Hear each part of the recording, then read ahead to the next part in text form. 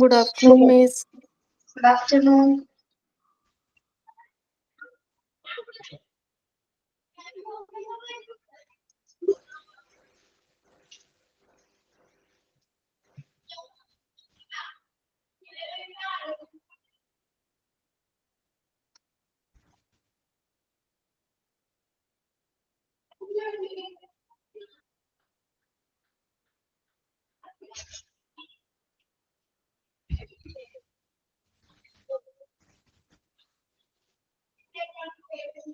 Fine, Kirti.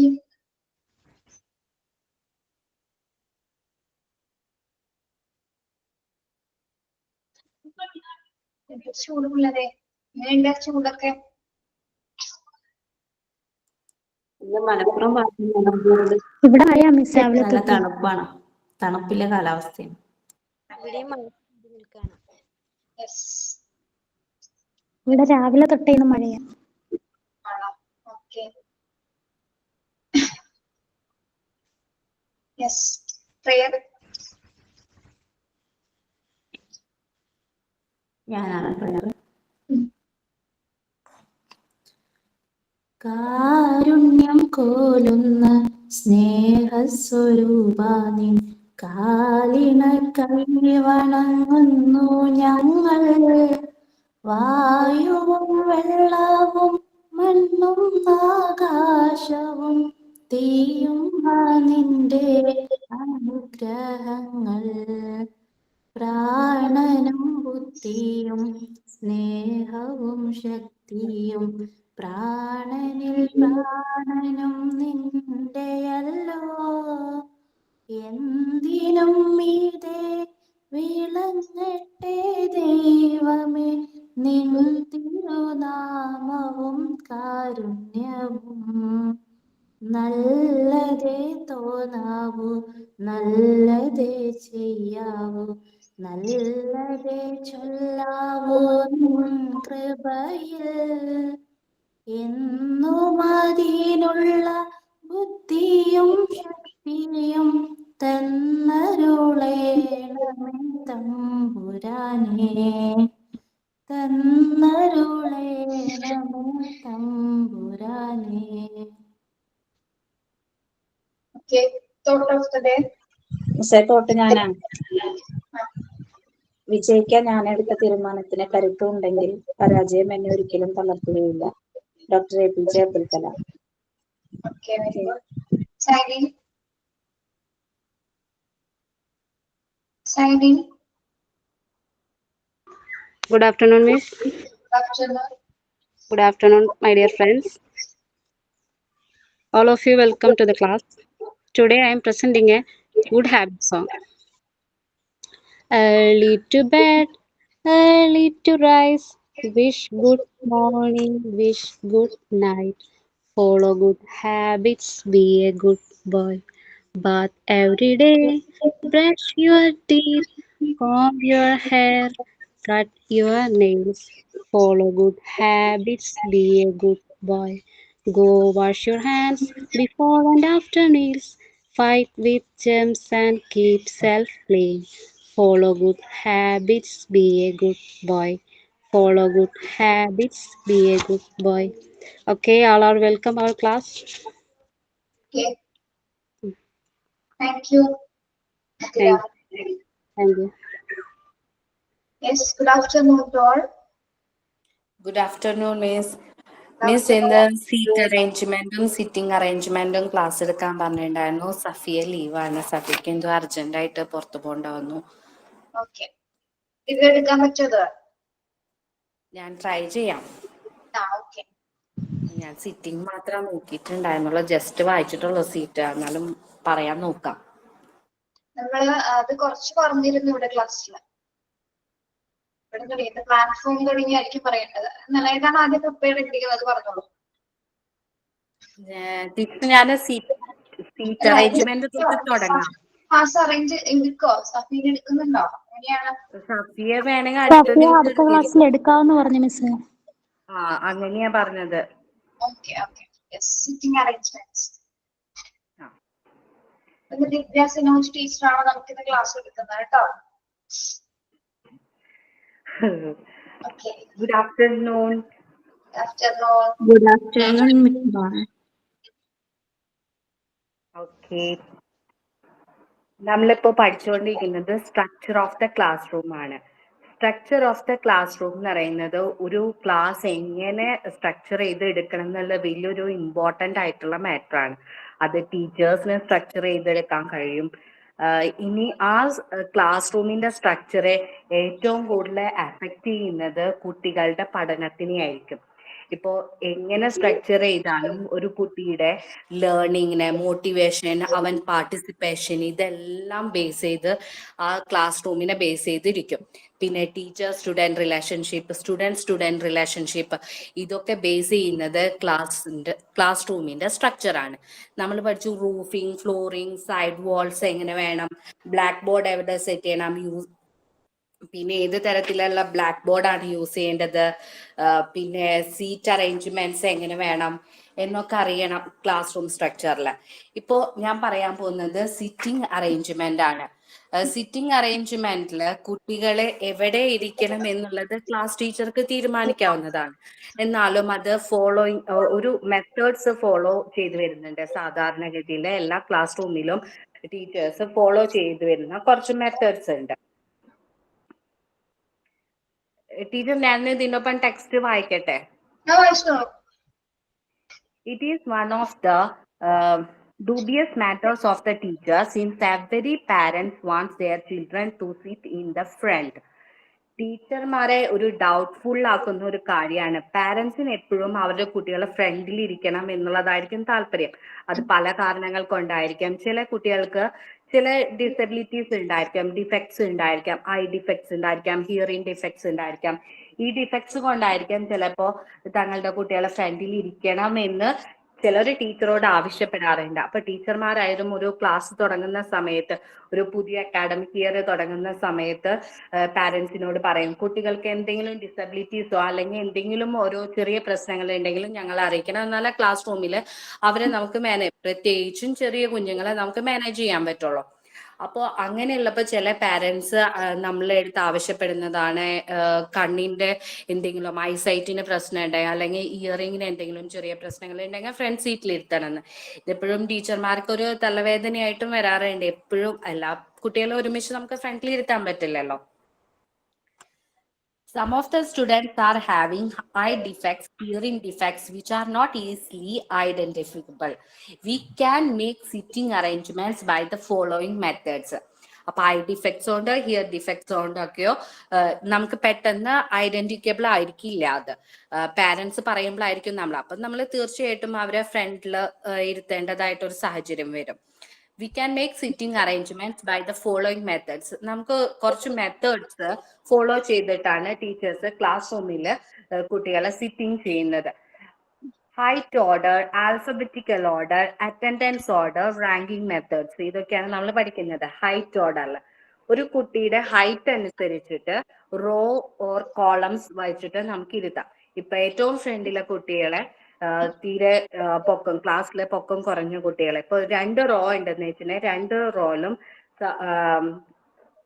Height കുറച്ച് കുറഞ്ഞ കുട്ടികളെ ഇരുത്താം. അതിന്റെ ബാക്കിൽ കുറച്ചും കൂടി ഹൈറ്റ് ബാക്കിലേക്ക്, അങ്ങനെ ഒരു 4 റോ ഉണ്ടെങ്കിൽ അങ്ങനെ ഹൈറ്റ് അനുസരിച്ചിട്ട് ഇരുത്താം. ഇപ്പോ അത് തന്നെ ഹൈറ്റ് ഓർഡറിൽ കോളം റോ ചെയ്യാൻ പറ്റും. ഇപ്പൊ റോ ആണെങ്കിൽ ഒരു ബെഞ്ചില് ഫസ്റ്റ് കുട്ടി ഹൈറ്റ് കുറഞ്ഞത്, സെക്കൻഡ് കുട്ടി അതിലും ഹൈറ്റ്, അങ്ങനത്തെ ഓർഡറിലും നമുക്ക് ഇരുത്താം. അപ്പൊ സെക്കൻഡ് ബെഞ്ചിലും അതുപോലെ ഫസ്റ്റ് ഹൈറ്റ് കുറഞ്ഞ ആള്, പിന്നെ ഹൈറ്റ് കൂടിയത്, അങ്ങനെ നമുക്ക് ഡിവൈഡ് ചെയ്ത് ഇരുത്താവുന്നതാണ് കുട്ടികളെ.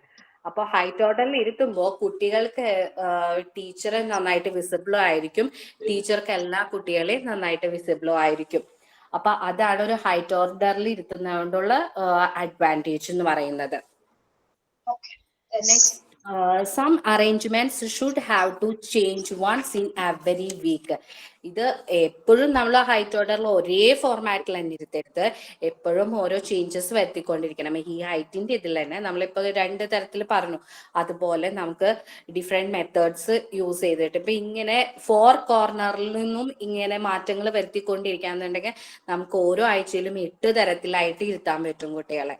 ഇപ്പൊ 4 സൈഡിൽ നിന്നും 2 മെത്തേഡ്സ് യൂസ് ചെയ്യാന്നുണ്ടെങ്കിൽ അങ്ങോട്ടും ഇങ്ങോട്ടും ഷഫിൾ ചെയ്യുമ്പോൾ നമുക്കത് 8 വേസിൽ ഇരുത്താൻ പറ്റും. അപ്പൊ അങ്ങനെയാണ് ഹൈറ്റ് ഓർഡറിൽ കുട്ടികളെ ഇരുത്തുന്നത്. നെക്സ്റ്റ് വരുന്നത് ആൽഫബറ്റിക്കൽ ഓർഡർ ആണ്. ആൽഫബറ്റിക്കൽ ഓർഡർ എന്ന് പറഞ്ഞാൽ കുട്ടികളുടെ എയില് സ്റ്റാർട്ട് ചെയ്യുന്ന ഒരു കുട്ടീനെ ഫസ്റ്റ് റോല്, പിന്നെ ബിയില് സ്റ്റാർട്ട് ചെയ്യുന്നത് എ കഴിയുന്നതിനനുസരിച്ച് ബി, ഇങ്ങനെ കണ്ടിന്യൂ ആയിട്ട് അങ്ങനെ റോ ബേസ് ആയിട്ട് പോവാം. ഇതെല്ലാം എന്നുണ്ടെങ്കിൽ നമുക്ക് 2 റോയിലും എ വെച്ചിട്ട് ഇരുത്താം, ബാക്കില് ബി അങ്ങനെ ഇരുത്താം. അത് ആൽഫബറ്റിക്കൽ ഓർഡറിലെ കുട്ടികളുടെ ക്വാണ്ടിറ്റി അനുസരിച്ചിട്ട് ടീച്ചർമാർക്ക് ഡിവൈഡ് ചെയ്ത് ഇരുത്താവുന്നതാണ്. Arranging the students in alphabetical order, we can make to sit from the 4 corner into 2 ways. ഇതിലും 2 സൈഡ്സില് 2 കോർണേഴ്സ് ഇരുത്തിക്കൊണ്ട് ഇതിനെ റോ കോളം ഡിവൈഡ് ചെയ്ത് നമുക്ക് ഇരുത്താവുന്നതാണ്. Attendance order. നെക്സ്റ്റ് വരുന്നത് അറ്റൻഡൻസ് ഓർഡർ. അറ്റൻഡൻസ് ഓർഡറും ആൽഫബറ്റിക്കൽ ഓർഡറും കണക്റ്റഡ് ആയിരിക്കും. മിക്ക സ്കൂളുകളിലും നമ്മൾ അറ്റൻഡൻസ് വിളിക്കുന്നത് ആൽഫബറ്റിക്കൽ ഓർഡറിലായിരിക്കും. ചില സ്കൂളില് ബോയ്സ് ആൻഡ് ഗേൾസ് മിക്സ് ചെയ്തിട്ടായിരിക്കും അറ്റൻഡൻസ് ഓർഡർ ഉണ്ടായിരിക്കുക. ബോയ്സിൽ എ ഉള്ളതാണെങ്കിൽ ഗേൾസിന്റെയും എ തുടങ്ങിയിട്ട് അങ്ങനെയായിരിക്കും. ചിലപ്പോൾ വരുന്നത് ബോയ്സിന്റെ മാത്രം A to Z കഴിഞ്ഞിട്ട് ഗേൾസിന്റെ A to Z. അപ്പൊ നമുക്ക് അങ്ങനെ അറ്റൻഡൻസ് ഓർഡർ മാറ്റിയെടുത്ത്. ഇപ്പൊ അറ്റൻഡൻസ് ഓർഡറും ആൽഫബറ്റിക്കൽ ഓർഡർ ആണെങ്കിലും അതിൽ വലിയ ചേഞ്ചസ് വരുത്താൻ പറ്റില്ല. It is the attendance, it is not the alphabetical order. Attendance order can also be used for sitting arrangements. ഇനി നെക്സ്റ്റ് വരുന്നത് റാങ്കിങ് മെത്തേഡ്സ് ആണ്. റാങ്കിങ് മെത്തേഡ് എന്താ, ക്ലാസ് റൂമിൽ ഒരു സക്സസ്ഫുൾ ആയിട്ടുള്ള ഒരു കാര്യമല്ല. അത് നമ്മളെ കുട്ടികളെ മാനസികമായിട്ട് ഒരു ബുദ്ധിമുട്ടിക്കുന്ന കാര്യമാണ്. ഇപ്പോൾ ടീച്ചർമാർ എപ്പോഴും എന്താ ചെയ്യേണ്ടത്, ഒരു ബിഹേവിയർ പുവർ ആയിട്ടുള്ള കുട്ടികളെ മറ്റു കുട്ടികളെ കുറച്ചും കൂടിയും ബിഹേവിയർ റിച്ച് ആയിട്ടുള്ള കുട്ടികളുടെ അടുത്ത് ഇരുത്തേണ്ടതാണ്. അതായത് കുറച്ച് സ്വഭാവ ദൂഷ്യങ്ങളോ അല്ലെങ്കിൽ എന്തെങ്കിലും ചെറിയ പ്രശ്നങ്ങൾ നമുക്ക് തോന്നാന്നുണ്ടെങ്കിൽ അവനൊരു സപ്പോർട്ട് കിട്ടിക്കഴിഞ്ഞാൽ ശരിയാവുന്ന തോന്നിയാൽ ഒരു നല്ല ഒരു കുട്ടിയുടെ അടുത്ത് നമുക്ക് തോന്നുകയാണ് ഇവന്റെ അടുത്തിരുന്ന് അവൻ ശരിയായിരിക്കും, അല്ലെങ്കിൽ മാർക്ക് കൂടണമെങ്കിൽ അവന്റെ ഒരു സപ്പോർട്ട് കിട്ടിയാൽ അവനെ ഫ്രണ്ടായിട്ട് അവന് കിട്ടിക്കഴിഞ്ഞാൽ ബെറ്റർ ആയിരിക്കും എന്ന് തോന്നാന്നുണ്ടെങ്കിൽ നമുക്ക് അത് ചെയ്യാവുന്നതാണ്. പക്ഷെ റാങ്കിങ് മെത്തേഡ് അത്ര സക്സസ്ഫുൾ അല്ല എന്നാ പറയുന്നത്. ഇപ്പൊ ഇങ്ങനത്തെ മെത്തേഡ്സ് ആവുമ്പോൾ കുറച്ചും കൂടി നല്ലതാണ്, കുട്ടികളുടെ മാനസികമായിട്ട് ബുദ്ധിമുട്ടിക്കുന്നില്ലല്ലോ നമ്മളെ. In some school grade giving methods are apt another from of the rank giving method so that it is also having no use. ഈ റാങ്കിങ് മെത്തേഡ്സ് യൂസ്ഫുൾ അല്ല എന്നുള്ളതാണ് ഇവിടെ പറയുന്നത്.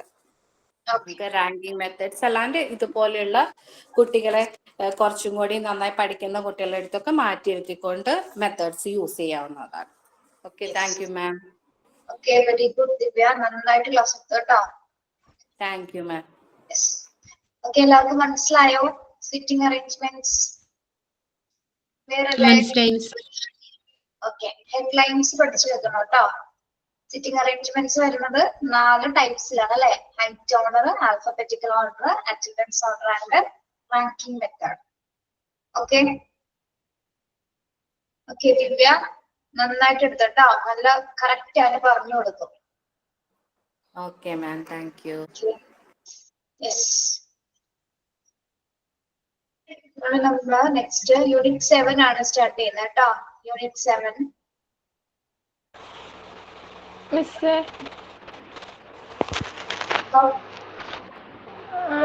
ഓലയിൽ ഉണ്ടാക്കാൻ പറഞ്ഞത് ഉണ്ടാക്കിയായിരുന്നു. ആണോ? കാണിക്കൂ. Okay miss. ആരാണ്? ഞാനാണ് മിസ് അദീബ.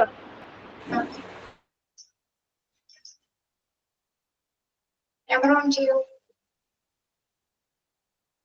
മിസ് എടുക്കട്ടെ, ഒരു മിനിറ്റ്.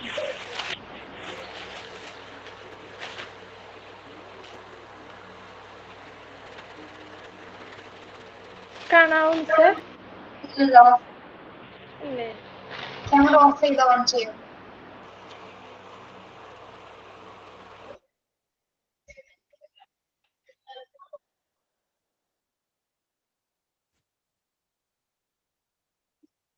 കാണുന്നില്ല കേട്ടോ ദീപ.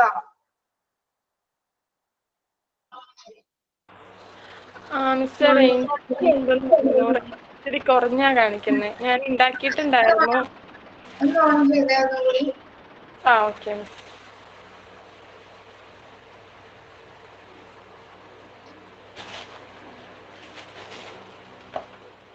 മിസ് ഇപ്പൊ കാണുന്നുണ്ടോ? ഇപ്പോഴും കാണുന്നില്ല. നിങ്ങൾ ആരെങ്കിലും കാണുന്നുണ്ടോ? ഇല്ല മിസ്. ഇല്ല മിസ്, ഈ പ്രശ്നം എല്ലാരും നേരിടുന്ന ഒരു കാര്യമാണ്. ക്യാമറ ഓൺ ആക്കിയിട്ട് കാണാൻ പറ്റുന്നില്ല. മിസ് ക്യാമറ ഓൺ ആണ്, റേഞ്ച് ഇച്ചിരി കുറച്ച് കാണിക്കുന്നത് ഇന്ന്. ഓക്കെ ഓക്കെ, അതിന്റെ കുഴപ്പമില്ലല്ലോ. പിന്നെ എപ്പോഴെങ്കിലും അത് കാണിച്ചാൽ മതി കേട്ടോ. എടുത്ത് വെച്ചാൽ മതി. ആരാണ്? ഫർസാന ആ, ഫർസാന ഉണ്ടാക്കിയിട്ടുണ്ട്. ക്യാമറ ഓൺ ചെയ്ത് നോക്കുവാണോ? പറ്റാൻ നോക്കാം.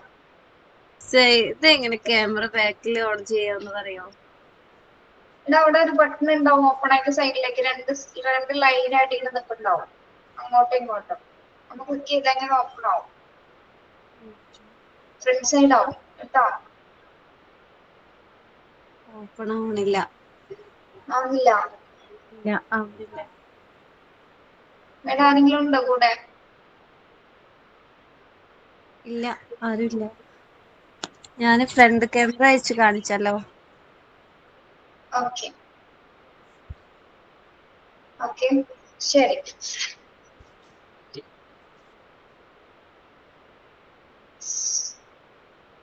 ഇത് കാണാം കേട്ടോ.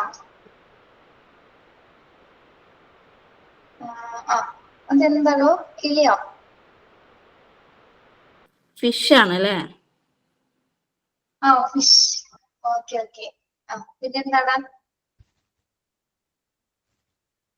കിളി. Okay, yes. പിന്നെ എന്താണ് ഉണ്ടാക്കിയത്? Okay, thank U Farsana. Welcome.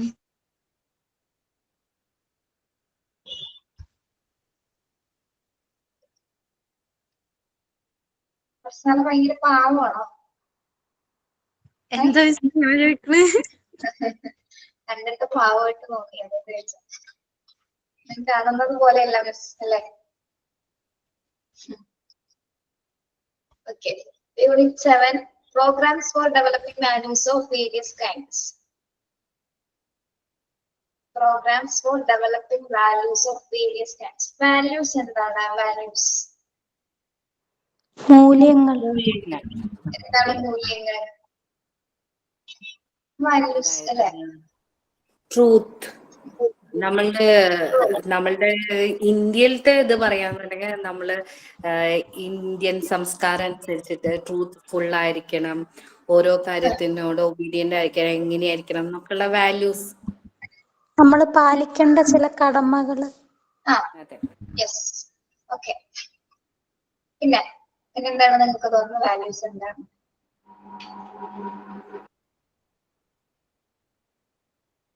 Value എന്ന് പറയുമ്പോൾ തന്നെ അതൊരു മൂല്യമുള്ള ഒരു വാക്കാണ് അല്ലേ? എന്തൊക്കെ വാല്യൂസ് നമുക്കറിയാം?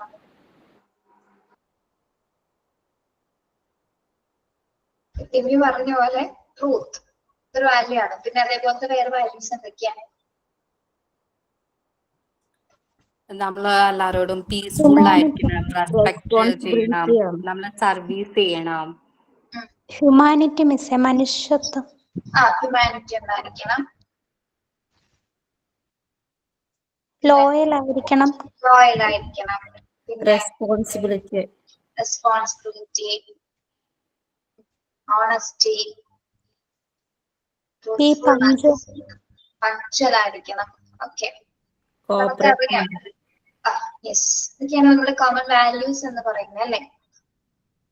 ഓക്കെ, നമ്മൾ ചാപ്റ്റർ തുടങ്ങാം. Doctor N T. Ramchi in his book value oriented school education.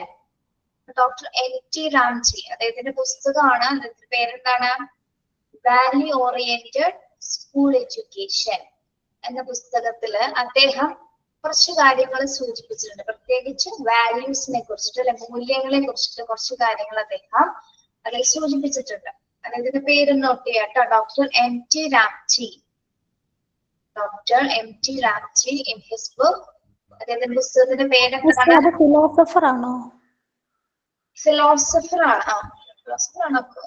Philosopher അല്ല അദ്ദേഹം. മറന്നുപോയത്. ഫിലോസഫർ അല്ല അദ്ദേഹം. എന്തുവാണ് എന്താണ് ഞാൻ പറഞ്ഞുതരാം കേട്ടോ, നോക്കട്ടെ. അദ്ദേഹത്തിന്റെ പുസ്തകത്തിന്റെ പേരെന്താണ്? Value oriented school education. എക്സാമിന് ചോദിക്കും കേട്ടോ. Value oriented school education. Rhyme ചെയ്യാം. Has suggested a number of measures of induction of values. അദ്ദേഹം ആ പുസ്തകത്തിൽ എന്തൊക്കെ കാര്യങ്ങളാണ് കൊടുത്തിരിക്കുന്നത്? എന്തൊക്കെ കാര്യങ്ങളാണ്?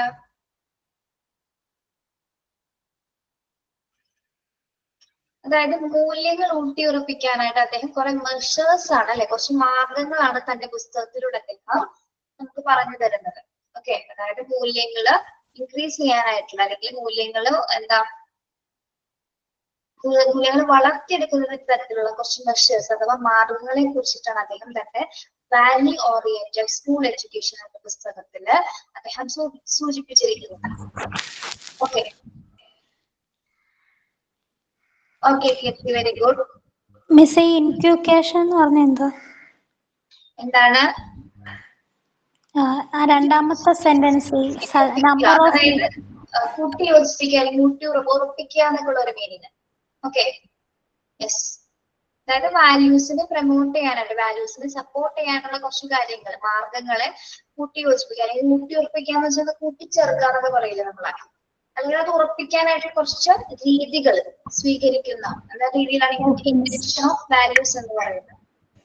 ഓക്കെ, അപ്പൊ നമുക്ക് എങ്ങനെ ഈ വാല്യൂസ് ഒക്കെ വളർത്തിക്കൊണ്ടുവരാനായിട്ട് എങ്ങനെ സാധിക്കും? നമുക്ക് ഇത്തരം കോമൺ വാല്യൂസുകളൊക്കെ വിവിധ പ്രോഗ്രാംസിലൂടെ അല്ലെ, നമുക്ക് വിവിധ തരത്തിലുള്ള പ്രോഗ്രാംസുകൾ കണ്ടക്ട് ചെയ്യുന്നതിലൂടെ നമുക്ക് ഇത്തരത്തിലുള്ള വാല്യൂകളൊക്കെ പ്രൊമോട്ട് ചെയ്യാനായിട്ട് സാധിക്കും. ഓക്കെ, അപ്പൊ അതുമായി ബന്ധപ്പെട്ടിട്ടൊരു ചാപ്റ്റർ ആണ് നമ്മൾ ഇതിൽ പഠിക്കാൻ പോകുന്നത് കേട്ടോ. A number of school programs should be organized regularly so that they may be effective for the betterment of value among the peoples. അപ്പൊ ഇത്തരം പ്രോഗ്രാംസുകൾ, അതായത് വാല്യൂവിനെ പ്രൊമോട്ട് ചെയ്യുന്ന തരത്തിലുള്ള പ്രോഗ്രാംസുകൾ നമ്മൾ എന്തിനു വേണ്ടിയിട്ടാണ് കണ്ടക്ട് ചെയ്യുന്നത്? Betterment of the people. Betterment of values among the peoples അല്ലെ, മനുഷ്യർക്ക് ആ മൂല്യങ്ങളെ പറ്റി, കുട്ടികൾക്ക് ആ മൂല്യങ്ങളെ പറ്റിയിട്ട് കൃത്യമായ ഒരു ധാരണ ഉറപ്പിക്കാൻ, ഈ മൂല്യങ്ങളെ കൊണ്ടുള്ള എന്തിനാണ് ഇത്തരത്തിലുള്ള വാല്യൂസ് അല്ലെ, വാല്യൂസിന്റെ പ്രാധാന്യം എന്താണ് എന്നത് മനസ്സിലാക്കുന്നതിന് വേണ്ടിയിട്ടാണ് ഇത്തരത്തിൽ നമ്മള് പരിപാടികൾ, പ്രോഗ്രാംസുകൾ കണ്ടക്ട് ചെയ്യുന്നത്. Okay, desirable attitudes and skills are to be developed through correct curricular and co-curricular activities. Desirable attitude. എന്താണ് desirable attitude എന്ന് പറയുന്നത്? Desirable attitude എന്താണ്? Desirable എന്ന് പറഞ്ഞാൽ എന്താ? അഭിലഷണീയമായ ആഗ്രഹം, അഭികാമ്യമായ എന്നൊക്കെ പറയാം അല്ലെ, അഭിലഷണീയമായ അഭികാമ്യമായ ആറ്റിറ്റ്യൂഡ് അല്ലെങ്കിൽ മനോഭാവം അല്ലെ, അഭികാമ്യമായ മനോഭാവവും അതുപോലെ തന്നെയാണ് സ്കിൽസ് ആണ്. സ്കിൽസ് എന്ന് പറയുന്നത് എന്താണ്? സ്കിൽസ് വൈരുദ്ധ്യം എന്നൊക്കെ പറയാം അല്ലെ. ഇപ്പൊ എന്താ പറയുന്നത്, അഭികാമ്യമായിട്ടുള്ള മനോഭാവങ്ങളും വൈരുദ്ധ്യങ്ങളും നമ്മള് എന്തിൽ ഉൾപ്പെടുത്തണം? Development through correct curricular and co curricular activities. എന്താണ് നമ്മൾക്ക് നമ്മളുടെ ഡിസൈറബിൾ ആറ്റിറ്റ്യൂഡ്സും സ്കിൽസ് ഒക്കെ ഡെവലപ്പ് ചെയ്യാനായിട്ട് കഴിയുന്നത് എന്തിലൂടെയാണ്? Curricular ആക്ടിവിറ്റീസിലൂടെയും co curricular ആക്ടിവിറ്റീസിലൂടെയുമാണ്. എന്താണ് കരിക്കുലർ ആക്ടിവിറ്റീസ് എന്ന് പറയുന്നത്?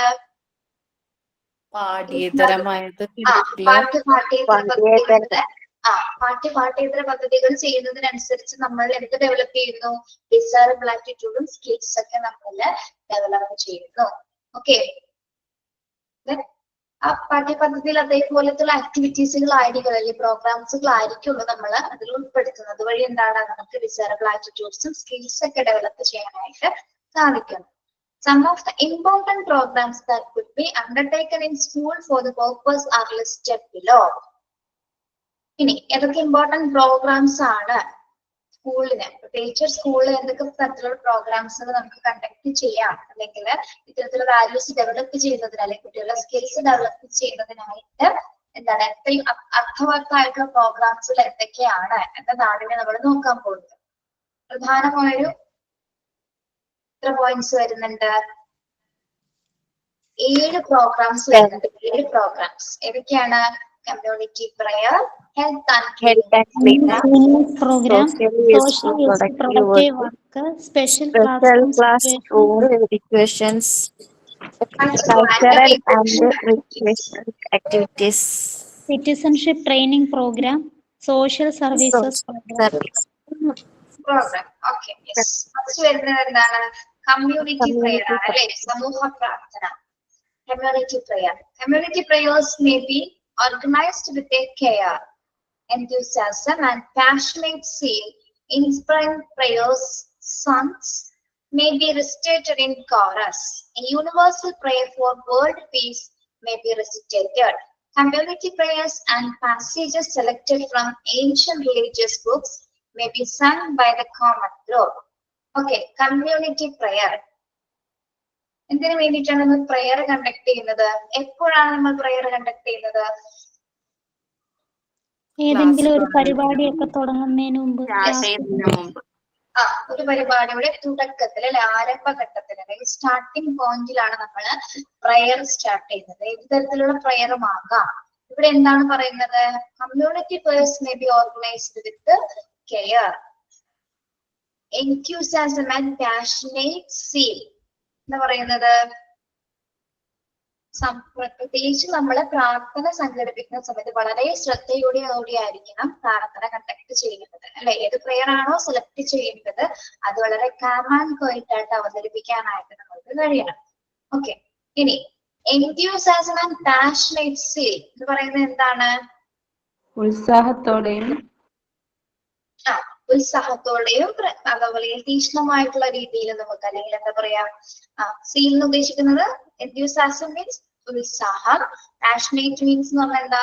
വികാരധീരമായ രീതിയിൽ, അല്ലെങ്കിൽ ഉത്സാഹത്തോടെയും വികാരധീരമായതോടെയും അല്ലെങ്കിൽ തീക്ഷ്ണമായതോടെയും ആ ഒരു രീതിയിലായിരിക്കണം. ഈ ഒരു വികാരങ്ങൾ ഉൾക്കൊണ്ട് വേണം നമ്മൾ പ്രയർ കണ്ടക്ട് ചെയ്യാനായിട്ട്. Okay, yes. Then inspiring prayer song may be recitated in chorus. ഈ പ്രയർ എങ്ങനെയായിരിക്കണം നമ്മൾ ചൊല്ലേണ്ടത്?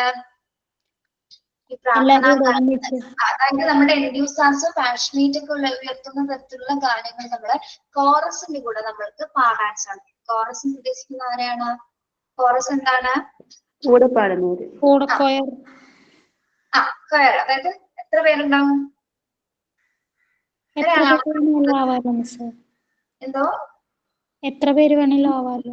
എത്ര വേണമെങ്കിലും ആകാം അല്ലെ. പ്രാർത്ഥനയ്ക്ക് നമുക്ക് എത്ര പേരെങ്കിലും കൂട്ടി യോജിപ്പിച്ച് പാടാൻ സാധിക്കും. അതുകൊണ്ട് തന്നെയാണ് അതിന് എന്ത് പറയുന്നത്?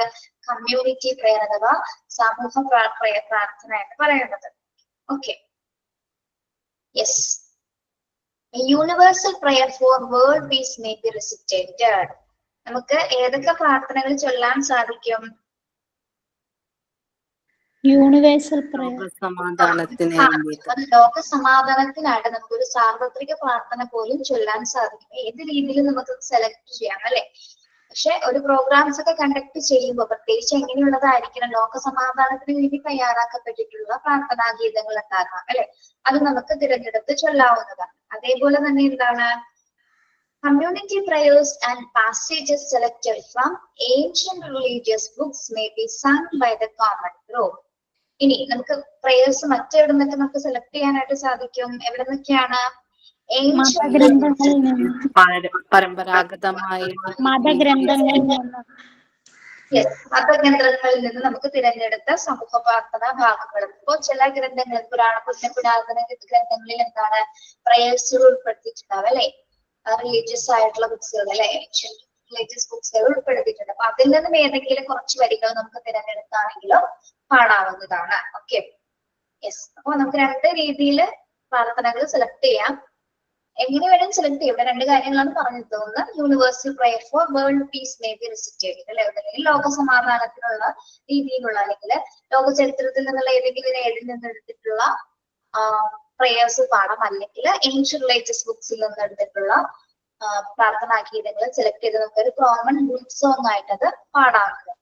അപ്പോ ഏത് പ്രോഗ്രാംസ് കണ്ടക്ട് ചെയ്താലും ആദ്യത്തെ ഒരു ഫസ്റ്റ് സ്റ്റെപ്പ് എന്ന് പറയുന്നത് എന്താണ്? പ്രയർ ആണ്. നമ്മളിവിടെ ക്ലാസ് തുടങ്ങുമ്പോൾ നമ്മുടെ ആദ്യത്തെ ഘട്ടം എന്ന് പറയുന്നത് ഏതാണ്? പ്രയർ അവതരിപ്പിച്ചുകൊണ്ടാണ് അല്ലെ? നിങ്ങൾ ഇവിടെ വിവിധ തരത്തിലുള്ള പ്രയേഴ്സ് പാടാറുണ്ട്. ഓക്കെ, കമ്മ്യൂണിറ്റി ബേസ്ഡ് സോങ്സ് പാടാറുണ്ട്, റിലീജിയസ് സോങ്സ് പാടാറുണ്ട്, ഇംഗ്ലീഷ് പോയിന്റ്സിൽ നിന്നുള്ള പ്രയേഴ്സ് എടുക്കാറുണ്ട് അല്ലെ? മലയാള സാഹിത്യത്തിൽ നിന്നുള്ള പ്രയേഴ്സുകൾ നിങ്ങൾ പാടാറുണ്ട്. പലതരത്തിൽ നമുക്കത് അവതരിപ്പിക്കാം. പ്രാർത്ഥന നടക്കുന്ന സമയത്ത് ശരിക്കും പറഞ്ഞാൽ ഏതൊരു രീതിയിലുള്ള ഒരു അറ്റ്മോസ്ഫിയർ ആണ് നമുക്ക് കിട്ടുന്നത്? ശാന്തമായിട്ടുള്ളത്. കാം ആൻഡ് ക്വൈറ്റ് ആയിട്ടുള്ള ഒരു റിലാക്സേഷൻ. വളരെയധികം അറ്റൻഷൻ ആയിട്ട് നിന്നുകൊണ്ടാണ് നമ്മള് കൈകൂപ്പി നിന്ന്, അല്ലെങ്കിൽ ചില രാജ്യങ്ങളിൽ കൈകൂപ്പുന്നില്ല, നേരെ ടെൻഷനിൽ നിന്നിട്ടായിരിക്കാം പാടുന്നത്. ഓക്കെ, എങ്കിലും എന്താണ് അതൊരു സ്റ്റാർട്ടിംഗ് പോയി, എല്ലാത്തിന്റെ ഒരു തുടക്കം അല്ലെങ്കിൽ പ്രാരംഭഘട്ടം എന്ന് വേണം പ്രയർ എന്നത്, പ്രാർത്ഥന എന്നത് എന്തിനാണ്? ആ ഒരു പ്രോഗ്രാം വളരെ സുഗമമായിട്ട് മുന്നോട്ട് പോകുന്നതിന് വേണ്ടിയിട്ടുള്ളൊരു എന്താ പറയാ ഫസ്റ്റ് സ്റ്റെപ്പ് ആണ് അല്ലെ? ആദ്യത്തെ സ്റ്റെപ്പ് ഭംഗിയായാൽ മാത്രമേ ബാക്കി അങ്ങോട്ടുള്ളത് നമുക്ക് വളരെ സിമ്പിൾ ആയിട്ട് ചെയ്യാനായിട്ട് സാധിക്കും. അപ്പൊ ഇവിടെ വാല്യൂസ് ഡെവലപ്പ് ചെയ്യുന്നതിൽ ഇപ്പോ ഇത്തരം ഗാനങ്ങൾ നമ്മൾ ഇത്തരം ഏൻഷ്യന്റ് ആയിട്ടുള്ള ബുക്സിൽ നിന്നൊക്കെ തിരഞ്ഞെടുക്കുന്ന, അല്ലെങ്കിൽ മറ്റ് ചരിത്ര ഭൂമികളിൽ നിന്ന് എടുക്കുന്ന കവിതകൾ അല്ലെങ്കിൽ പ്രയേഴ്സുകൾ നമ്മൾ എന്തിനു വേണ്ടിയിട്ടാണ് ഉപയോഗിക്കുന്നത്? അതിലൂടെ ആ വരികളിലെല്ലാം എന്തുണ്ട്? ഓരോ വാല്യൂസിനെ പ്രമോട്ട് ചെയ്യുന്ന രീതിയിൽ, ഓരോ വാല്യൂസിന്റെ പ്രാധാന്യം പിടിച്ചോകുന്ന രീതിയിലാണ് ആ പ്രയേഴ്സുകളിൽ എല്ലാ വരികളും വരുന്നത്. മാം, സ്പിരിച്വൽ വാല്യൂസിന്റെ ഇമ്പോർട്ടൻസ് മനസ്സിലാക്കാനല്ലേ നമ്മൾ ഈ കമ്മ്യൂണിറ്റി പ്രയർ, സ്കൂളിലെ പ്രയർ ഒക്കെ കണ്ടക്ട് ചെയ്യുന്നത്? അതെ, ഇമ്പോർട്ടൻസ് മനസ്സിലാക്കുന്നതിന് വേണ്ടിയിട്ട് കൾച്ചറൽ വാല്യൂസ്. അപ്പൊ നമ്മള് വെറുതെ പാടിയ ഒരു പാട്ട് കേൾക്കുകയല്ല ശരിക്കും, ആ പാട്ടിലെ വരികളിൽ എന്തുണ്ടായിരിക്കും? ഒരു സ്പിരിച്വൽ വാല്യൂ കിട്ടും നമുക്കത് കേൾക്കുമ്പോൾ. അതെ, സ്പിരിച്വൽ വാല്യൂടൊപ്പം എന്തൊക്കെ കാര്യങ്ങൾ ബാക്കി നമ്മൾ പ്രമോട്ട് ചെയ്യണം എന്നുള്ള രീതിയിലായിരിക്കും ആ വരികൾ ചിട്ടപ്പെടുത്തിയിട്ടുണ്ടാവുക. അപ്പൊ നമ്മൾ ഇവിടെ ചൊല്ലുന്ന പ്രാർത്ഥനകളിൽ പോലും ഒരുപാട് വരികളുണ്ട്. ഇവിടെ നിങ്ങൾ ഹൃദയരാഗം തന്ത്രിപ്പീറ്റി പാടാറില്ലേ? ഇതിൽ ഏറ്റവും ഇമ്പോർട്ടന്റ് ആയ ഒരു ഭാഗം അതാണെന്നറിയാമോ? ആ വരികളിലെ, ആ പാട്ടിലെ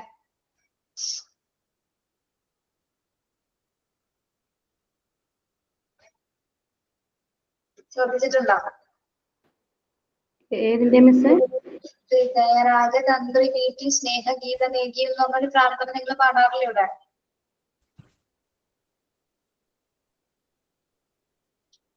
കേട്ടിട്ട് പോലുമില്ല കേട്ടോ ആരും. കേട്ടിട്ടുണ്ട് മിസ്സേ.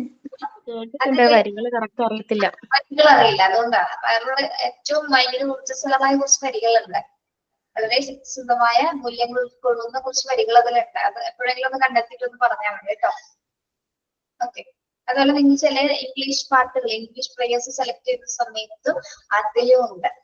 നമ്മള് വെറുതെ ചുമ്മാ ഒരു പ്രോഗ്രാം കണ്ടക്ട് ചെയ്യാൻ വേണ്ടി ഫസ്റ്റ് പ്രയർ പാടുന്നു എന്നുള്ള കോൺസെപ്റ്റ് മാത്രമല്ല നിങ്ങൾക്ക് ഇതുവരെ ഉണ്ടായിരുന്നത്. പക്ഷെ എന്താണത് ഏറ്റവും ഇമ്പോർട്ടന്റ് ആയ ഒരു ഭാഗം തന്നെയാണ്. ഒരു പ്രോഗ്രാമിന്റെ ഏറ്റവും കഴമ്പാണ് ശരിക്കും പ്രയർ എന്ന് പറയുന്നത്.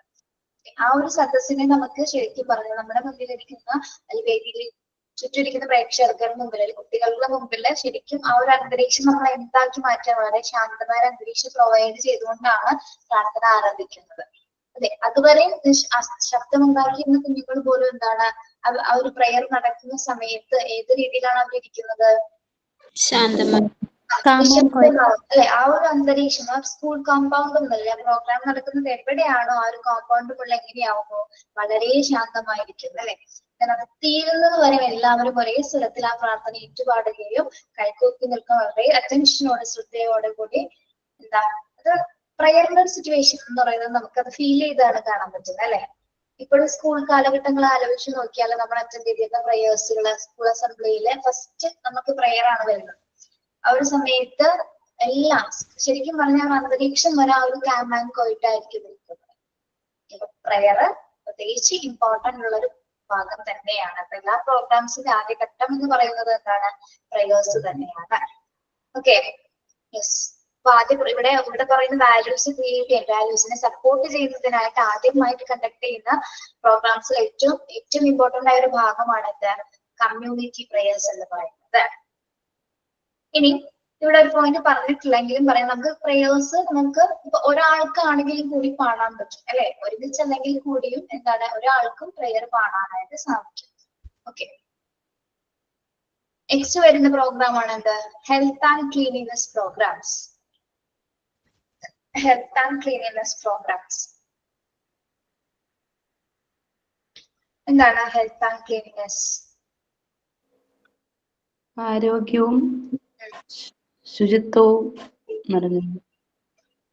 ആരോഗ്യ ശുചിത്വ പരിപാടികൾ അല്ലെ. നെക്സ്റ്റ് പ്രോഗ്രാംസ് ആണ് ഹെൽത്ത് ആൻഡ് ക്ലീനിനെസ് പ്രോഗ്രാംസ്. ആരോഗ്യ ശുചിത്വ പരിപാടികൾ. എന്തിനു വേണ്ടിയിട്ടാണ് ആരോഗ്യ ശുചിത്വ പരിപാടികൾ നമ്മൾ കണ്ടക്ട് ചെയ്യുന്നത്? ഇതിനു വേണ്ടിയിട്ടാണ്. The need for protection of environmental hygiene may be stressed. Pupils may be conversant with the principle of healthy and hygienic living. A small health corner is a school may be formed where the students may be trained in the practice of personal cleanliness. The need for protection of environmental hygiene may be stressed. പറയുന്നത് എന്താണ്? പരിസര ശുദ്ധം സംരക്ഷിക്കേണ്ട ആവശ്യകത ഉണ്ടോ? നമുക്ക് ഉണ്ടോ? ഉണ്ട്. പരിസര ശുദ്ധം സംരക്ഷിക്കേണ്ടതിന്റെ ആവശ്യകത ഊന്നി പറയണം അല്ലെ. നമ്മളത് ഇമ്പോർട്ടന്റ്, വളരെയധികം ഇമ്പോർട്ടന്റ് ആയിട്ട് തന്നെ എടുക്കേണ്ട ഒരു കാര്യമാണ്. Pupils may be conversant with the principle of healthy and hygienic living. People may be conversant. Conversant എന്ന് പറഞ്ഞാൽ എന്താണ്? Conversant. Conversant എന്ന് പറഞ്ഞാൽ എന്താ? Conversant.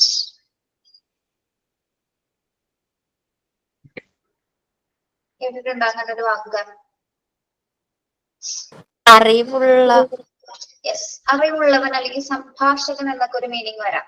ഓക്കെ, അപ്പൊ ഇവിടെ പറയുന്നത് എന്താണ്? ജീവിതത്തിന്റെ തത്വങ്ങൾ, അതായത് ആരോഗ്യകരമായിട്ടുള്ള ഒരു ജീവിതത്തിന്റെ തത്വങ്ങൾ വിദ്യാർത്ഥികൾക്ക് എന്താണ്, അല്ലെങ്കിൽ അതിന്റെ ഹെൽത്തി പ്രിൻസിപ്പിൾസ് അല്ലെങ്കിൽ ഹെൽത്തി ആൻഡ് ഹൈജീനിക് പ്രിൻസിപ്പിൾസിനെ കുറിച്ചിട്ട്, അല്ലെങ്കിൽ ആരോഗ്യപരമായ ജീവിതത്തിനെ കുറച്ച് തത്വങ്ങൾ ഉണ്ടല്ലേ, ഏത് രീതിയിൽ അത് പരിപാലിക്കേണ്ടതുണ്ട്, ഏതൊക്കെ മെത്തേഡ്സ് യൂസ് ചെയ്തിട്ടായിരിക്കണം നമ്മൾ ആരോഗ്യകരമായിട്ടുള്ള ഒരു ജീവിതം തുടരേണ്ടത്, എങ്ങനെ ശുചിത്വ പരിപാടികൾ നമ്മൾക്ക് കണ്ടക്ട് ചെയ്യാനായിട്ട് സാധിക്കും എന്നതിനെ കുറിച്ചിട്ടുള്ള അത്തരം പ്രിൻസിപ്പിൾസിനെ കുറിച്ചിട്ട് ഒരു എന്തുണ്ടായിരിക്കണം, ഒരു ഏകദേശ ധാരണയെങ്കിലും മനുഷ്യർക്കിടയിൽ കുട്ടികൾക്ക് ഉണ്ടായിരിക്കേണ്ടതാണ്. ഇനി a small health corner in the school may be formed where the students may be trained in the practice of personal cleanliness. എന്താണ് a small health corner in the school? സ്കൂളില് പേഴ്സണൽ ക്ലീനിക്സുമായി ബന്ധപ്പെട്ട് വരുന്ന എന്തൊക്കെ പരിപാടികളായിരിക്കും വരുന്നത്? ഏത് രീതിയിലായിരിക്കും അവിടെ വരുന്നത്? നമുക്ക് തന്നെ സ്കൂളിൽ തന്നെ ഒരു ഹെൽത്ത് കോർണർ രൂപീകരിക്കാനായിട്ട് സാധിക്കും അല്ലെ. സ്കൂളിൽ ഒരു ഹെൽത്ത് കോർണർ രൂപീകരിക്കുന്നത് വഴി കുട്ടികൾക്ക് എന്തിന്റെ പ്രാക്ടീസ് കൊടുക്കാനായിട്ട് സാധിക്കും? നമുക്ക് അല്ലെ പേഴ്സണൽ ഹൈജീനിക്കിനെ കുറിച്ചിട്ടുണ്ടെങ്കിൽ പേഴ്സണൽ ക്ലീനിങ്സിനെ കുറിച്ചിട്ട് കുട്ടികൾക്ക് നമുക്കൊരു ഹെൽത്ത് കോർണർ രൂപീകരിക്കാനായിട്ട് സാധിക്കുന്നു. Children may be encouraged to clean their rooms, furniture, bathroom themselves. അപ്പൊ പേഴ്സണൽ ക്ലീനിങ്സിന്റെ ഭാഗമായിട്ട് കുട്ടികൾ എന്തൊക്കെ കാര്യങ്ങൾ അതിൽ നിന്ന് പഠിക്കുന്നു, എന്തൊക്കെ ചെയ്യാനായിട്ട് അവർ എൻകറേജ്ഡ് ആവുന്നു? അവരുടെ കിടപ്പുമുറികളും ക്ലാസുകളും പരിസരമൊക്കെ വൃത്തിയാക്കാന്. Furniture, bathrooms. യെസ്, അവരുടെ റൂംസ്, ഫർണിച്ചേഴ്സ്, ബാത്റൂംസ്, അവർ സ്വയം കാര്യങ്ങൾ തന്നെ അവർക്ക് വേണ്ടതായിട്ടുള്ള അവരുടെ ചുറ്റുപാട് മൊത്തത്തിൽ ക്ലീൻ ചെയ്യാനായിട്ട് വൃത്തിയാക്കാനുള്ള ഒരു മനോഭാവത്തിൽ അത്തരത്തില് ഈ പ്രാക്ടീസ് കൊടുക്കുന്നത് വഴി, അഥവാ ക്ലീനിങ്നെസ് പേഴ്സണൽ പ്രാക്ടീസ് കൊടുക്കുന്നത് വഴി കുട്ടികൾക്ക് എന്താണ് അത് ചെയ്യാനായിട്ടൊരു എൻകറേജ്മെന്റ് ഉണ്ടാവും. Okay, then a first aid box may be kept in a convenient place and health charts may be displayed. A first aid box may be kept in a convenient place and health charts may be displayed. എന്താ പറയുന്നത്? ഒരു first aid box ഒരു പ്ലേസിൽ കൊടുത്ത് health chart കൂടെ provide ചെയ്യുന്നു. Yes, അതായത് അവർക്ക് കൺവീനിയന്റ് ആയിട്ടുള്ള പ്ലേസിൽ കുഞ്ഞുങ്ങൾക്ക് എടുക്കാൻ പറ്റുന്ന രീതിയിൽ ഒരു ഫസ്റ്റ് എയ്ഡ് ബോക്സുകൾ സെറ്റ് ചെയ്യുക. അതോടൊപ്പം തന്നെ എന്താണ് ഒരു ഹെൽത്ത് ചാർട്ട് ഡിസ്പ്ലേ ചെയ്യുക. ഹെൽത്ത് ചാർട്ടിൽ എന്തൊക്കെ ഉൾപ്പെടുത്താൻ പറ്റും? ഹെൽത്ത് ചാർട്ടില് ന്യൂട്രീഷ്യസ് ഫുഡ്, ന്യൂട്രീഷ്യസ് ഫുഡ് ഏതൊക്കെ കഴിക്കണം, പിന്നെ വിറ്റമിൻസ് അതിന്റെ എന്തൊക്കെയാണ്, പിന്നെ ശരിക്കും ഹെൽത്ത് ചാർട്ട്സിൽ എന്തൊക്കെ ഭക്ഷണക്രമങ്ങളാണ് ആദ്യം പറയുന്നത് അല്ലെ, ഏതൊക്കെ ഭക്ഷണങ്ങൾ കഴിക്കണം, അതിനു മുമ്പുള്ള പ്രിക്കോഷൻസ് എന്തൊക്കെയാണ്, കൈ വൃത്തിയായി കഴുകണം, അങ്ങനെയുള്ള കാര്യങ്ങളൊക്കെ ആയിരിക്കും അതിൽ വരുന്നത്. പിന്നെ എന്തൊക്കെ ഉൾപ്പെടുത്തിയിട്ടുണ്ടാവാം? ഏജിനനുസരിച്ചുള്ള കുട്ടികളുടെ ഹൈറ്റും വെയിറ്റ്, ഏജിന്റെ അടുത്തുള്ള ഹൈറ്റ് വെയിറ്റ്സ് ഉണ്ടായിരിക്കാം. പിന്നെ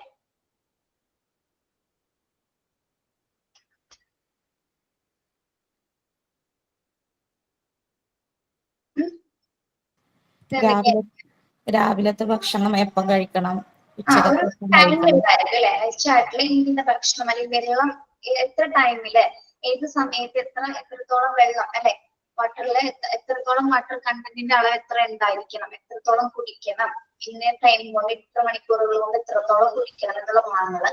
പിന്നെ അത് കുറച്ച് ഡീറ്റെയിൽ ആയിട്ട് വരും അല്ലെ. അല്ലാതെ ചെറിയൊരു ഹെൽത്ത് ചാർട്ടിലാണെങ്കിൽ എന്തൊക്കെ കാര്യങ്ങൾ ഉണ്ടാവും? ചെറിയൊരു ഹെൽത്ത് ചാർട്ടിലാണെങ്കിൽ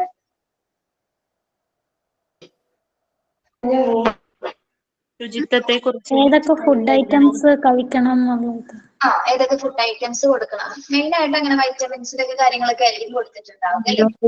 അടങ്ങിയിട്ടുള്ള ഫുഡുകൾ ആണെങ്കിൽ അവരുടെ ഹൈജീന്, ബ്രഷിങ് ചെയ്യണ, നെയിൽ കട്ട് ചെയ്യണ, ബോഡി ക്ലീനിങ് ഒക്കെ ഉണ്ട്.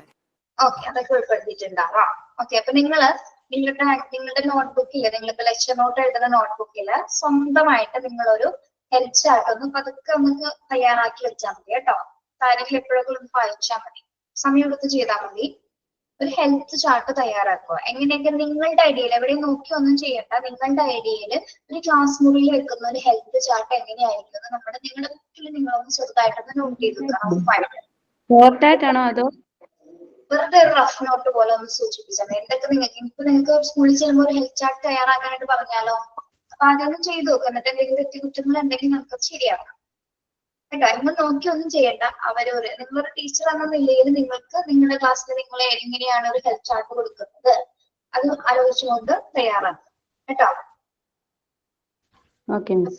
യെസ്, നിങ്ങളുടെ ഇഷ്ടമുള്ള പോലെ നിങ്ങളുടെ ക്ലാസ്സിലെ കുട്ടികളാണ് അവർക്ക് വേണ്ടി കൊടുക്കുന്നത്. Okay, the need for eating nutritious and clean food and for increasing healthy food habits may be well explained.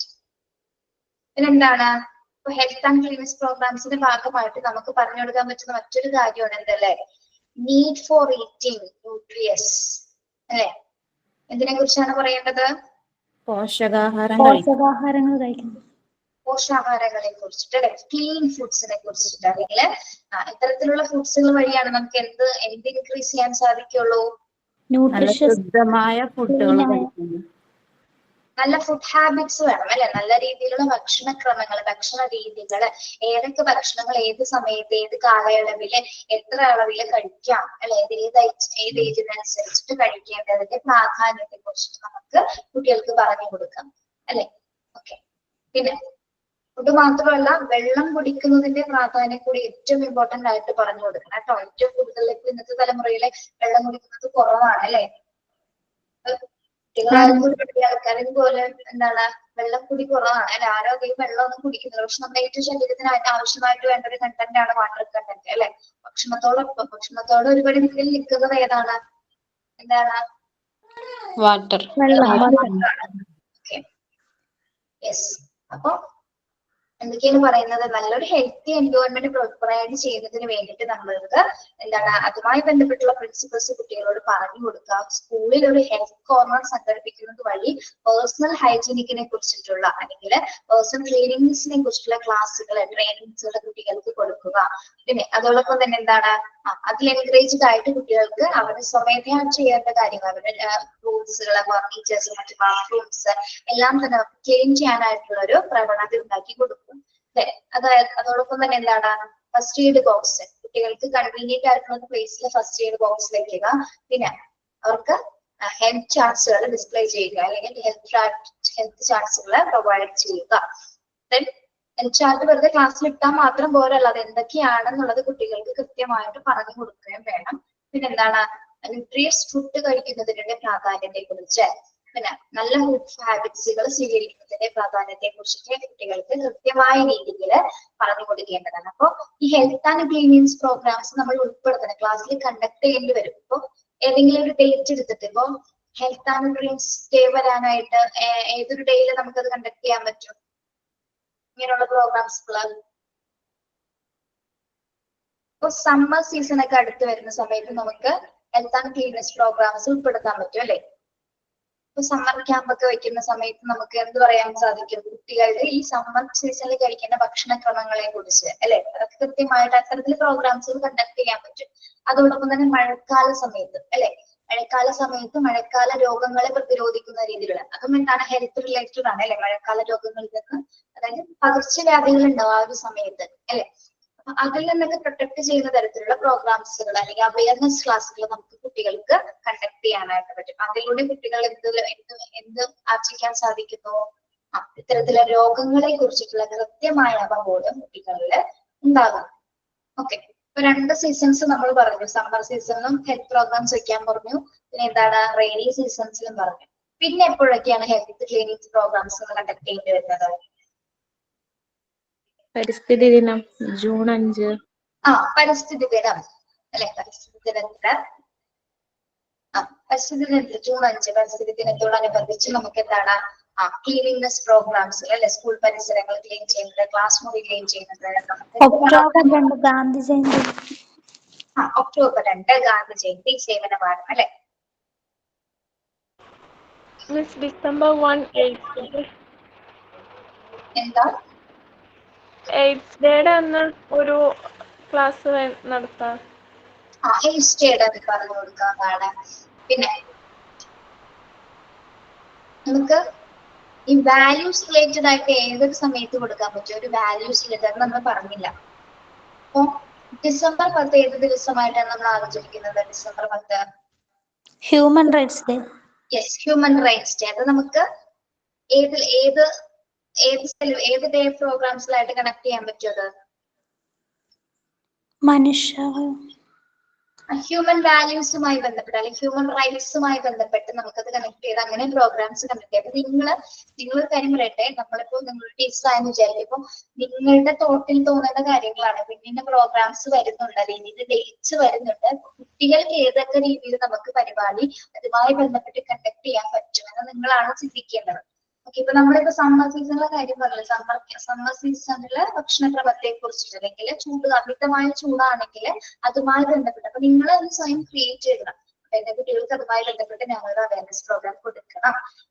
എന്നിട്ട് നിങ്ങൾ അത് ചിന്തിച്ച് നിങ്ങൾ തന്നെ ക്രിയേറ്റ് ചെയ്യണം. എങ്ങനെ നടത്തണം, എത്ര കുട്ടികൾ അത് ക്ലാസ്സിൽ പാരന്റ്സിനെ ഉൾപ്പെടുത്തണമെങ്കിൽ അതും ഉൾപ്പെടുത്തണം നമുക്ക് അല്ലെ. പാരന്റ്സിനെ കൂടി യോജിപ്പിച്ചുകൊണ്ടാണ് ക്ലാസ്സിലെ അവയർനെസ് പ്രോഗ്രാം നടത്തുന്നത്. അല്ലെങ്കിൽ ഇപ്പൊ സീനിയർ ടീച്ചേഴ്സ് ഉണ്ടാവും, അല്ലെങ്കിൽ ഹെൽത്ത് ഡിപ്പാർട്ട്മെന്റ് വർക്ക് ചെയ്യുന്ന ആരെങ്കിലും ഉണ്ടാവും. അപ്പൊ അവരെയും കൊണ്ടുവന്ന് വന്ന് നമുക്ക് ക്ലാസ് എടുപ്പിക്കാൻ സാധിക്കും. ഓക്കെ, അപ്പൊ അവർക്ക് നമ്മളെക്കാൾ കൂടുതൽ കുറച്ചുകൂടി കാര്യങ്ങൾ അവരോട് പറയാൻ പറ്റും. അപ്പൊ അത് നിങ്ങളാണ് ചിന്തിക്കേണ്ടത് അല്ലെ. നിങ്ങളൊരു ടീച്ചറായി കഴിയുമ്പോൾ അത്തരത്തിൽ ക്ലാസ്സിൽ അല്ലെ, അങ്ങനെയെങ്കിൽ മാത്രമേ എന്താണ് നമുക്കത് വൈവിധ്യമായ ഒരു ക്ലാസ് ആണെന്ന് പറയാൻ പറ്റുള്ളൂ അല്ലെ. ഓക്കെ, അങ്ങനെ കണ്ടക്ട് ചെയ്യാനായിട്ട് പ്രോഗ്രാംസിന്റെ വില ചെറുതൊന്നും അല്ല. ഒരു സ്കൂൾ ഒരു അക്കാദമിക് ഇയറിൽ നമുക്ക് പലതരത്തിലുള്ള പ്രോഗ്രാംസ് കണ്ടക്ട് ചെയ്യാൻ പറ്റും. അതേപോലെ തന്നെ ഹെൽത്ത് ആൻഡ് ക്ലീൻലിനെസ് പ്രോഗ്രാംസുമായി ബന്ധപ്പെട്ട് ഒരുപാട് നമുക്ക് കണ്ടക്ട് ചെയ്യാൻ സാധിക്കും. അത് നിങ്ങളാണത് ചിന്തിച്ച് കണ്ടെത്തേണ്ടത് കേട്ടോ. അപ്പൊ പോകുന്നത് എവിടെയാണോ വർക്ക് ചെയ്യുന്നത് അവിടെ നിങ്ങൾക്ക് ഒരു പ്രോഗ്രാം കണ്ടക്ട് ചെയ്യാനുള്ള ഒരു രീതിയിൽ നിങ്ങൾ അതിന് തയ്യാറാണ്. ഓക്കെ, മനസ്സിലായോ പറയുന്നത്? ഒരിക്കലും ഒന്നിൽ നിന്ന് നിങ്ങൾ മാറി നിൽക്കരുത് കേട്ടോ. പറയാറില്ലേ, ഒന്നിൽ നിന്ന് മാറി നിൽക്കരുത്. ശ്രമിച്ചു പോകണം. ചിലപ്പോൾ വളരെ പരാജയപ്പെട്ട് പോയി നിൽക്കാം, എങ്കിലും സാരില്ല, നമുക്ക് കണ്ടക്ട് ചെയ്യാൻ പറ്റണം. പിന്നീട് എന്തെങ്കിലും പോരായ്മകൾ ഉണ്ടെങ്കിൽ പിന്നീട് അടുത്ത പ്രാവശ്യം ചെയ്യുന്നതാണ് അതെല്ലാം പരിഹരിച്ചിട്ട് നമുക്കത് ആ പ്രോഗ്രാം വളരെ ഭംഗിയായിട്ട് കംപ്ലീറ്റ് ചെയ്യാനായിട്ട് സാധിക്കും. ഓക്കെ, അപ്പൊ അതോടൊപ്പം നമ്മളെന്ന ടീച്ചർ എന്ന നമ്മളിൽ ഒരുപാട് വ്യത്യാസങ്ങൾ വരും. നമുക്ക് ഒരുപാട് കാര്യങ്ങൾ അറിയാൻ പറ്റും. ഓക്കെ, അതിന് എക്സ്പീരിയൻസ് കിട്ടും. ഓക്കെ, അപ്പൊ അതൊക്കെ ചെയ്യാം. അടുത്തത് എന്താണ്? Socially useful productive work. അപ്പൊ നിങ്ങൾ ഇതുമായി ബന്ധപ്പെട്ട് ഒരു അസൈൻമെന്റ് ചെയ്യേണ്ടി വരും കേട്ടോ. അസൈൻമെന്റ് ചെയ്യേണ്ടി വരും. ഒരു രണ്ട് പേജ് മാത്രമേ ഞാൻ ഉദ്ദേശിക്കുന്നുള്ളൂ, 2 അല്ലെങ്കിൽ 3 പേജ് മാക്സിമം കേട്ടോ. എന്താണ് SUPW? സോഷ്യലി യൂസ്ഫുൾ പ്രൊഡക്റ്റീവ് വർക്കാണ് SUPW. അതിന്റെ ഡീറ്റെയിൽ ആയിട്ടുള്ള കുറച്ച് ഒരു തിയറട്ടിക്കൽ വ്യൂ SUPW കുറിച്ചിട്ട് അത് മാത്രമേ ഉള്ളൂ. അതാണ് സബ് ഹെഡിങ്. SUPW എന്താണ് അതിന്റെ എയിംസ്. അപ്പൊ നിങ്ങൾ എഴുതുമ്പോൾ എങ്ങനെയാണ് എഴുതേണ്ടത്? ഒരു ഇൻട്രൊഡക്ഷൻ ഉണ്ടായിരിക്കണം. എന്താണ് SUPW? ഇൻട്രൊഡക്ഷൻ ഉണ്ടായിരിക്കണം. പിന്നെ എന്താണ് അതിന്റെ ഒബ്ജക്റ്റീവ്? SUPWയുടെ ഒബ്ജക്റ്റീവ് എന്താണ്? എയിംസ്. Objective answer aims. ഒബ്ജക്റ്റീവും എയിംസും ഒരുമിച്ച് എഴുതുക കേട്ടോ. Introduction, objective and aims. പിന്നെന്താ വരുന്നത്? Importance of SUPW. Importance of SUPW. SUPWയുടെ ഇമ്പോർട്ടൻസ് എന്താണ്? Then conclusion. Then ലാസ്റ്റ് ഒരു കൺക്ലൂഷൻ സംഗ്രഹമായിട്ട് എഴുതാം. 4 സ്റ്റെപ്പേ വരുന്നുള്ളൂ. എന്തൊക്കെയാണ്? ഇൻട്രൊഡക്ഷൻ, എന്താണ് SUPW എന്നൊരു ഇൻട്രൊഡക്ഷൻ എഴുതാം. എന്താണ് അതിന്റെ എയിംസ് ആൻഡ് ഒബ്ജക്റ്റീവ്സ് എഴുതാം. Then importance of SUPW. Importance of SUPW. പിന്നെ എന്താണ്? കൺക്ലൂഷൻ. ഓക്കെ, മനസ്സിലായോ? ഇങ്ങനെ ഒരു പീരീഡ് തന്നെയുണ്ട് ക്ലാസ് റൂമിൽ അസൈൻമെന്റ്. എന്തോ ക്ലാസ് റൂമിലെ നമ്മൾ അപ്ലോഡ് ചെയ്യാൻ വേണ്ടി അങ്ങനെ ഇതിടുവോ? ക്ലാസ് റൂമിൽ അപ്ലോഡ് ചെയ്യണം. ഓക്കെ. ഓക്കെ, കാര്യം മനസ്സിലായോ എങ്ങനെയാ ചെയ്യേണ്ടതെന്ന്? മനസ്സിലായി. പറയാം. ഇവിടെ നോക്കുക കേട്ടോ. ഇവിടെ നമ്മുടെ ഫസ്റ്റ് പേജ് ആണ് നോക്കുക. ഫസ്റ്റ് പേജിൽ നിങ്ങൾ അസൈൻമെന്റിന് ഹെഡിങ് കൊടുക്കുക. സെക്കൻഡ് പേജ്, ഫസ്റ്റ് പേജിൽ തന്നെ നിങ്ങളുടെ പേര് എഴുതാം കേട്ടോ. പേര് നിങ്ങളുടെ ഇഷ്ടം. സെക്കൻഡ് പേജിൽ ഇൻട്രൊഡക്ഷൻ ഹെഡിങ് കൊടുക്കുക. ഇൻട്രൊഡക്ഷൻ SUPW കുറിച്ച്. തേർഡ് പേജിൽ എന്താണ്? എയിംസ് ആൻഡ് ഒബ്ജക്റ്റീവ്സ് കൊടുക്കുക. Importance of SUPW. കൺക്ലൂഷൻ. നിങ്ങളുടെ അക്ഷര വലിപ്പം അനുസരിച്ചിട്ട് പേജ് എങ്ങനെയാണെങ്കിലും പോവാം കേട്ടോ. മാക്സിമം 4-5 പേജിനുള്ളിൽ നിന്നാൽ മതി. മനസ്സിലായതോ? എഴുതി വരുമ്പോൾ ചിലപ്പോൾ കുറച്ചുണ്ടാവും. SUPWനെ കുറിച്ചിട്ട് ഒരുപാട് ഉണ്ട്. അതുകൊണ്ടാണ് ഞാൻ പറഞ്ഞത് കേട്ടോ. നിങ്ങളുടെ ഇഷ്ടമുള്ള രീതിയിൽ അത് എഴുതാം. മനസ്സിലായോ? എഴുതുന്നതിന് മുമ്പായിട്ട് SUPW എന്താണ്, എന്തിനു വേണ്ടിയിട്ടാണ് ഇങ്ങനെ ഒരു കാര്യം, അല്ലെങ്കിൽ യൂസ്ഫുള്ളി പ്രൊഡക്റ്റീവ് ആയിട്ടുള്ള വർക്ക്, സോഷ്യൽ യൂസ്ഫുള്ളി പ്രൊഡക്റ്റീവ് ആയ വർക്കിന്റെ പ്രാധാന്യം എന്തെന്നൊക്കെ മനസ്സിലാക്കിയിട്ടൊക്കെ വായിച്ച് നോക്കിയിട്ട് വേണോട്ട് എഴുതാനായിട്ട്. വെറുതെ പോയിട്ട് അത് പെട്ടെന്ന് ഗൂഗിൾ സെർച്ച് ചെയ്ത് പോയി പകർത്താൻ നിൽക്കരുത് കേട്ടോ. നമ്മുടെ ടീച്ചറാണ്, അപ്പൊ അതുകൊണ്ട് തന്നെ അതെന്താന്ന് വായിച്ച് മനസ്സിലാക്കിയിട്ട് മാത്രം എഴുതിയെടുക്കുക. ഓക്കെ. SUPW എന്ന് പറഞ്ഞിട്ട് ഒരു പീരീഡ് തന്നെയുണ്ട് മാം ഇപ്പൊ സ്കൂളിൽ. ഉണ്ട്. ഓക്കെ, അപ്പൊ വളരെ ചുരുക്കത്തിൽ എഴുതിയാൽ മതി. ഒരുപാട് വൈഡായിട്ട് വേണ്ട, വളരെ ചുരുക്കത്തിൽ എഴുതാം. എന്ന് സബ്മിറ്റ് ചെയ്യാൻ പറ്റും നിങ്ങൾക്ക്?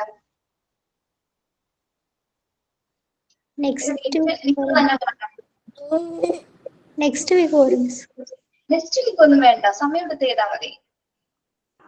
May 1st മതിയോ മാം? മെയ് ഫസ്റ്റ് വർക്കിംഗ് ഡേ അല്ല.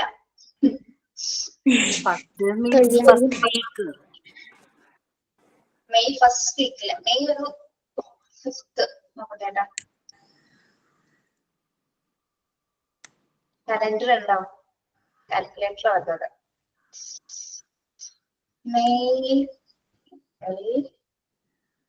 അയ്യോ, ഇന്ന് ഏപ്രിൽ 10 ആയിട്ടുള്ളൂ.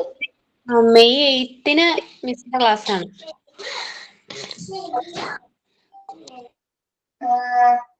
മെയ് 8 മതി കേട്ടോ. May 6 മാമിന്റെ ക്ലാസ് ഉണ്ട്. 6 അപ്പൊ നിങ്ങള് 8 എടുത്തോ. 8 മതി, മെയ് 8 കേട്ടോ. സമയം എടുത്തിട്ട് എല്ലാവർക്കും കുട്ടികളൊക്കെ ഉള്ളല്ലോ, നിങ്ങൾക്ക് അത്ര ബുദ്ധിമുട്ട് വരുന്നില്ല. അപ്പൊ അതൊക്കെ ഇരുന്ന് എഴുതിയാൽ മതി. അപ്പൊ എഴുതുന്ന ഒരു ഒറ്റിരിപ്പിന് എഴുതിത്തീർക്കണമെന്ന് ഞാൻ പറയുന്നില്ല. ആദ്യം വേണമെങ്കിൽ ഇൻട്രൊഡക്ഷൻ എഴുതി വെക്കാം, പിന്നെ നിങ്ങൾ ഓരോന്ന് കണ്ടെത്തി എഴുതി വെക്കാം കേട്ടോ. സമയമെടുത്ത് എല്ലാവരും 8-ാം തീയതി സബ്മിറ്റ് ചെയ്യണം കേട്ടോ. എല്ലാവരും 8-ാം തീയതി തന്നെ സബ്മിറ്റ് ചെയ്യണം. ഇന്ന് നിങ്ങളുടെ ഗ്രൂപ്പിൽ ഉണ്ടെങ്കിൽ ഗ്രൂപ്പുകാരോട് പറയാം. ഓക്കെ, ആരെയും പെൻഡിങ് വരരുത്.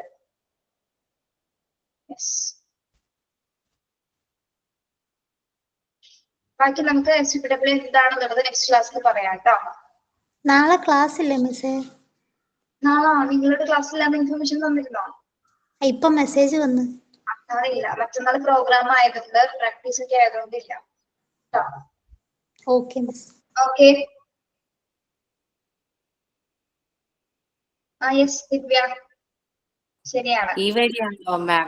ആ വരിയിലുണ്ട്, വേറെ വരികളിലുണ്ട്. ആ വരിയാണ് ഞാൻ ഉദ്ദേശിച്ചത്.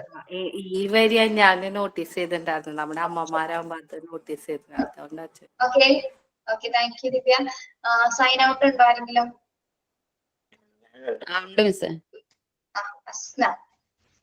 പറയൂ. Good afternoon to all. ഞാൻ ഒരു കവിതയാണ് ചൊല്ലാൻ പോകുന്നത്. കവിതയിലെ ഫുള്ളില്ല, കുറച്ച് വരികൾ. ഗംഗ എന്ന് പറഞ്ഞിട്ടുള്ള. നിന്നെ കുറിച്ചാരു പാടും, ദേവി നിന്നെ തിരഞ്ഞാരു കേഴും. നിന്നെ കുറിച്ചാരു പാടും, ദേവി നിന്നെ തിരഞ്ഞാരു കേഴും. സ്മൃതിയിലും പുണ്യം തളിക്കുന്ന ഗംഗേ, സ്മൃതിയിലും പുണ്യം തളിക്കുന്ന ഗംഗെ, നിൻ വരളാവു താഴുമീ വംശതീരങ്ങളിൽ. നിന്നെഞ്ചിനുറവാരു തേടും, നിന്നെഞ്ചിനുറവാരു തേടും. അരികെ വെൺതിങ്കളിൽ തേനുണ്ണുവോരുണ്ട്, വിരിവെച്ചു വാഴ്ചയ്ക്കൊരുങ്ങുവോരുണ്ട്. അരികെ വെൺതിങ്കളിൽ തേനുണ്ണുവോരുണ്ട്, വിരിവെച്ചു വാഴ്ചയ്ക്കൊരുങ്ങുവോരുണ്ട്. നിമിഷവിധി എണ്ണി പഴന്തുണി കിഴികെട്ടി നിലവറ നിറയ്ക്കുന്ന വൈശ്രവണനുണ്ട്. ഭക്തന്റെ വീർപ്പും വിയർപ്പും പൊലിപ്പിച്ച് ഭക്തിക്കൊരുങ്ങുന്ന ഭൂതഗണമുണ്ട്. ചെറ്റും മറയ്ക്കാത്ത നാണത്തിനാൽ ബ്രഹ്മ വിദ്യയ്ക്ക് ഭാഷ്യം ചമയ്ക്കുവോരുണ്ട്. ദുഷ്ടതന്ത്രങ്ങളിൽ സിദ്ധിയേറ്റി കപില ദൃഷ്ടികൾ നേടി ചമഞ്ഞിരിപ്പോരുണ്ട്. ഇവിടെ ഈ ചുടലയെ വിഭൂതിയാക്കി, ഇവിടെ ഈ ചുടലയെ വിഭൂതിയാക്കി തിലകമിരുനേരവും ചാർത്തി നാമം ജപിക്കുന്ന, നാഭിയിൽ നാദം വിശന്നു വിളി കൂട്ടുന്ന ഞങ്ങളുണ്ട്, ഭാരതീയരുണ്ട്. ഇവിടെ ഈ ചുടലയെ വിഭൂതിയാക്കി തിലകമിരുനേരവും ചാർത്തി നാമം ജപിക്കുന്ന, നാഭിയിൽ നാദം വിശന്നു വിളി കൂട്ടുന്ന ഞങ്ങളുണ്ട്, ഭാരതീയരുണ്ടെങ്കിലും നിന്നെ കുറിച്ചാരു പാടും, നിന്നെ കുറിച്ചാരു പാടും, ദേവി നിന്നെ തിരഞ്ഞാരു കേഴും. Okay miss, thank you. Asna, very good, നന്നായിട്ടുണ്ട് കേട്ടോ. Thank you miss. സ്വന്തം കവിതയാണോ? ഏ, സ്വന്തം കവിതയാണോ? അല്ലല്ല, മധുസൂദനൻ നായരുടെ കവിതയാണ്. ഓക്കെ, വെരി ഗുഡ്, നന്നായിട്ടുണ്ട്. Thank you so much. Okay, thank you miss.